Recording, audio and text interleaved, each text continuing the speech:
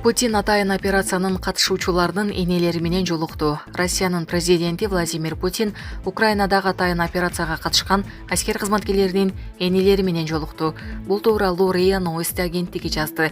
Өлкө лидери жолугушуунун катышуучулары үчүн энелер күнү Россияда бул күндү ноябрдын соңку жекшембисинде белгилешет. Бул жылы ал 27 ноябрга туш келет.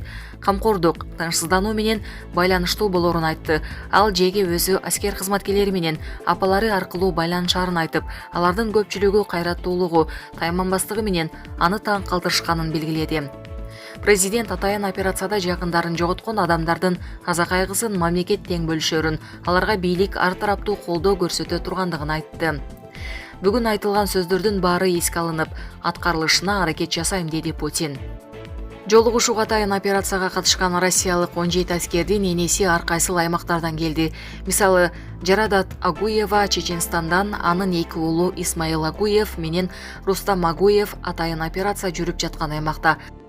Ал эми Рязандан келген салык инспектору Галия Сховскаянын жалгыз уулу Семен 4 ноябрда Украинанын Бучи шаарында каза болгон. Артында аялы жана бир кызы калды. Семен Эрдик ордени менен сыйланып, ал апасына тапшырылды. Президент менен байланышып сүйлөшүп жүргөн энелердин бири Старый Оскол шаарынан келген Елена Алексеева, анын 2 уулу бар. Кечүүсү Евгений сентябрда мобилизацияланган. Атайын операция өткөн аймакта ал оор жаракат алып, учурда Ростов-на-Дону шаарында ооруканада. Суна Набиева жолугушууга Каспийден келген. Уулу танкачы Энвер Набиев 2 жолу жаракат алып, кайрадан аскердик кызматын өтөөнү улантууда. Ага Россия баатыры наамы ыйгарылды. Отрадной муниципалдык аймагынын депутаты Ольга Бельцованын уулу Сергей Архипов да атайын операция аймагына жөнөтүлгөн. Кармашта жаракат алып, учурда дарыланууда. Архиповго Эрдик ордени ыйгарылды. Булак Спутник KG.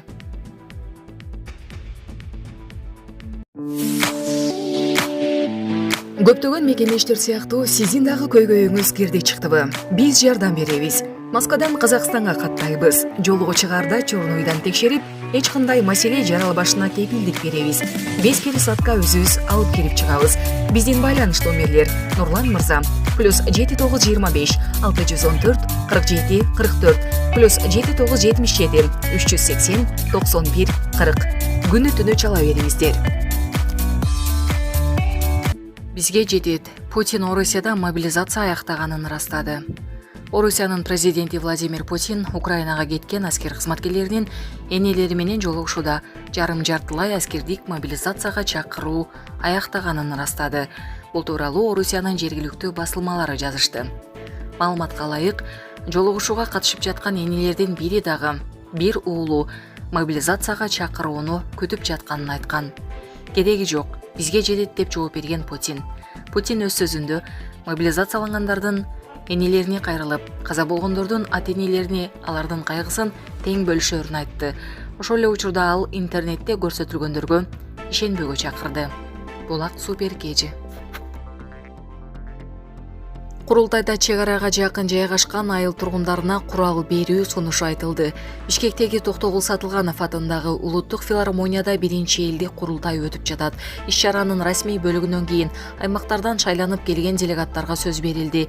Баткен облустунун Аксай айыл өкмөтүнүн Көк Таш айылынан келген делегат Жалил Карабутоев облус тургундарына азыркы күндө үй, мектеп, бала бакчадагы керек эместигин айтып, башкысы тынчтык болсо деген пикирин билдирди. Балдарыбызды гана ойлоп калганбыз. Анткени 2-3 сааттын ичинде баары күйүп кеткен. Кээ бир жарандарыбыз бир сыйра кийимдер менен калган. Азыр бизге тынчтык гана керек. Чек араны тактоо иши начар кетип жатат. Россияга же башка облуска кеткендер болууда. Бирок алар аз санда гана. Биз эч качан жерибизди таштап кетпейбиз. Садыр Нургожеевич, чек арага жакын жайгашкан тургундарга курал жарак берүүнү тездетиш керек. Тактап айтканда руксат кагыздарын берүүнү мен өзүм ала албай жүрөм. Бирок үйүмдү коргошум керек. Бир мисал, өткөн тополоңдо Көк Таш айылын аскерлерге жардам берип, жергиликтүүлөр сактап калды. Эгерде баарыбыздын куралыбыз болсо, бир дагы тажикти киргизбейбиз, дейт делегат. Карабутоев акыркы 9-10 жылда мал урулук токтобой жатканын, малдын изи барып Тажикстанга кирип кеткенин айтып, милиция кызматкерлери коңшу өлкөгө кире албай жатканын белгиледи.